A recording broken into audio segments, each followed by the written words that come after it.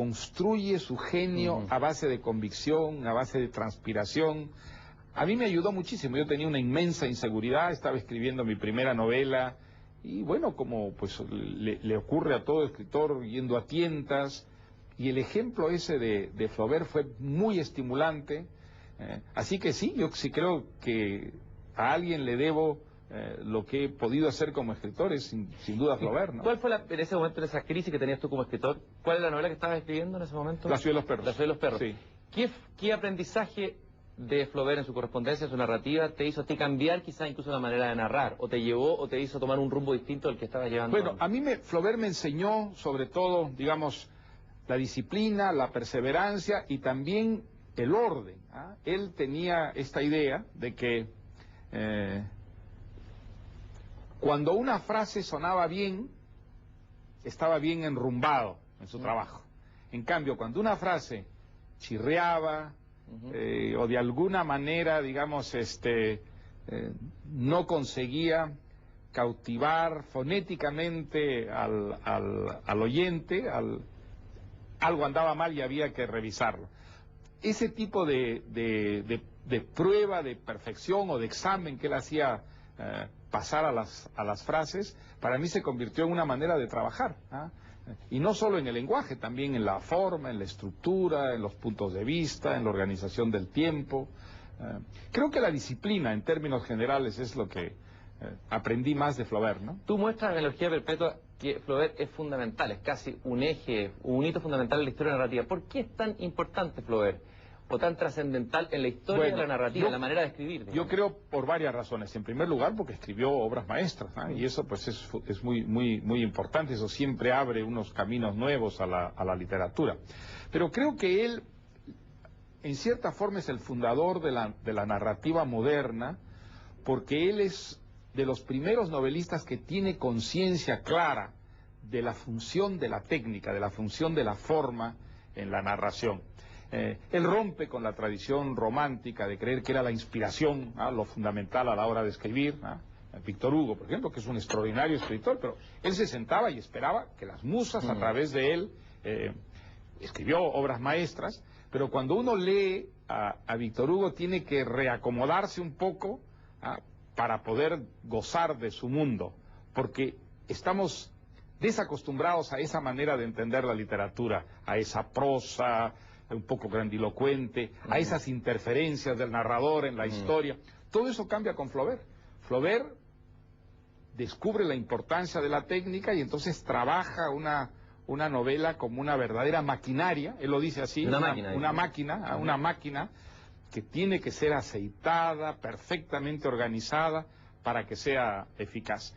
Él es el primero en que piensa, por ejemplo, en la importancia de que el narrador sea invisible, de que el narrador se disuelva en aquello que narra para que no haya una ruptura de ilusión.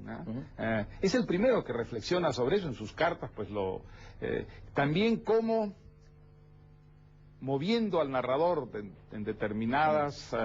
determinadas maneras se consiguen ciertos efectos, cómo se puede crear unas expectativas, o cómo se puede enriquecer extraordinariamente un episodio narrándolo desde distintas perspectivas. Por ejemplo, el capítulo famoso de los comicios agrícolas en Madame Bovary. ¿Puedes contarlo para quien no lo ha Bueno, leído? es un capítulo en el que simultáneamente se narra una feria agrícola, allí al aire libre, donde los agricultores pues traen sus animales, sus vacas, sus productos, y donde hay discursos oficiales, con toda la retórica, los lugares comunes, las convenciones de ese lenguaje, y al mismo tiempo entrelazada con esa descripción, hay la descripción de la seducción de Madame Bovary por Rodolphe, un aristócrata provinciano, en el balcón de la municipalidad, desde el cual ellos están observando esos comicios agrícolas.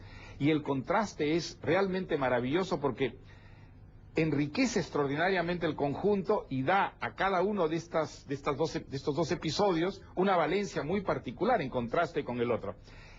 Ese tipo de construcción es una construcción de novela moderna. Eso no ocurre en las novelas anteriores. No hay esa idea de organizar el material narrativo para conseguir determinados efectos de una determinada manera.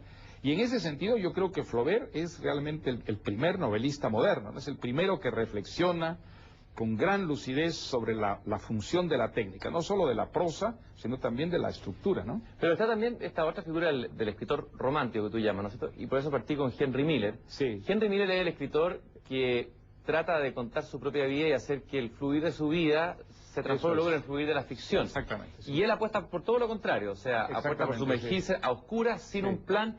A ver, ¿se puede decir que dividir la buena y mala literatura entre escritores que los románticos, al abusar de esta emocionalidad, destruyen una buena narrativa? ¿O puede haber un escritor romántico arrebatado, que no siga ni un plan, pero que escribe una gran novela? El caso es Henry Miller. Bueno, Henry Miller, por ejemplo, otro gran escritor dentro de esa misma línea, Céline. Céline no tiene mucha conciencia de la construcción, de los puntos de vista. Es como Henry Miller, un escritor que escribe más por intuición, de una manera mucho más espontánea, y escribe grandes novelas, ¿no? Desde luego, sin ninguna duda. Ahora, si yo tengo que elegir entre obras maestras de esas dos corrientes o índoles, desde luego me queda con las novelas tipo Joyce o tipo Faulkner, que las de Céline o Henry Miller. Grandes novelas, pero muchas veces disueltas, donde tienes la sensación de que sobran muchas páginas, de que sobran muchas frases, donde no llegas a esa estructura tan absolutamente compacta que te da la idea de la perfección. Cuando uno lee a Faulkner, por ejemplo, pues tiene digamos las grandes novelas de Faulkner, tiene la sensación de que allí, como en Madame Bovary, no falta ni sobra absolutamente nada, que eso es un mundo absolutamente esférico y que ha alcanzado ese tipo de redondez, de perfección, que tienen las obras maestras. Ahora, el riesgo de esta corriente a la que tú señalas, digamos, que nace con Flaubert y que tiene que ver con la novela moderna, el riesgo de una escritura demasiado perfecta o redonda, ¿no es que le falta a veces una vitalidad, una emoción? Sí. Y al revés, sí. el tipo de escritura más como de Henry Miller, más desbocada, más emocional, donde se arriesga el fracaso, porque puede fracasar. Sí. Pero bueno, se arriesga el caer en la retórica, ¿no? En la retórica, en algo puramente verbal, y la palabra es fundamental, sin ninguna duda, pero en la novela la palabra por sí sola no crea la obra maestra. Hay una historia, hay unos personajes, hay un tiempo que fluye, que discurre, y la palabra tiene que estar muchas veces al servicio de eso y no a la inversa, como ocurre en muchos libros de Henry Miller. Hay muchos libros de Henry Miller donde uno tiene la sensación que le sobran la mitad de las páginas, que tiene momentos de gran incandescencia, que son los momentos de la inspiración, pero hay otras partes en que son muy repetitivas, muy disueltas, ¿no? Son libros muy disueltos. Es una cuestión de temperamento. Hay quien le gusta mucho más ese tipo de literatura, y a mí me gusta más la literatura que finge un orden, ¿no? Que simula un orden en la realidad, ¿no? ¿Cuál es el placer de ese orden? ¿Por qué Yo creo que a uno le organiza el mundo, le da una seguridad, lo saca del caos, que es la vida, que es su vida. A mí una obra que está perfectamente estructurada, pero no solamente en literatura, me pasa lo mismo en música, me pasa lo mismo en el arte, me da como una confianza y una seguridad que normalmente la vida no me da. Entonces lo que busco es aquello que no tengo, ¿no? ¿Es como el temor al abismo que tenía Thomas Mann? Seguramente. Bueno, Thomas Mann es un escritor justamente que está en esa línea flaubertiana, ¿no? Es un escritor que yo admiro enormemente. ¿Y qué piensas inmediatamente cuando tú lees Los Buddenbrook o lo lees La Montaña Mágica? Piensas en un extraordinario arquitecto, no solamente en un gran hablador o narrador, sino en alguien que construye maravillosamente un mundo donde hay una organización, una coherencia, donde los efectos y las causas están allí a la vista. Todo lo que no tenemos en la vida. Yo creo que eso es lo que yo busco como lector en la literatura, bueno, y como escritor pues trato más o menos de hacerlo también. Y sin embargo, a ti te interesan como personajes de tu novela a personas que sienten esa